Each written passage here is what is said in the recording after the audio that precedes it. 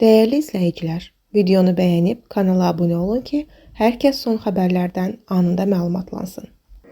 Hərbi vəzifə və hərbi xidmət haqqında qanunun tələblərinin pozulmasına görə tətbiq edilən cərimələrdən toplanan vəsaitin 50%-i hərbi qulluqçuların aylıq vəzifə tarif maaşlarına əlavə veriləcək.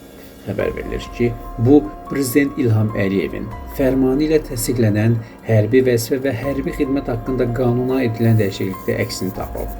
Qanuna əsasən, bu qanunun tələblərinin pozulmasına görə Azərbaycan Respublikasının İnzibati Xətalar Məcəlləsinə əsasən müvafiq icra hakimiyyəti orqanının müəyyən etdiyi orqan, qurum tərəfindən tətbiq edilən cərimələrdən toplanan vəsaitin 50%-i müvafiq icra hakimiyyəti orqanının müəyyən etdiyi orqanda, qurumda xidmət keçən hərbi qulluqçuların aylıq vəzifə tarif maaşlarına əlavənin verilməsi üçün həmin orqanın, qurumun hesabına köçürüləcək.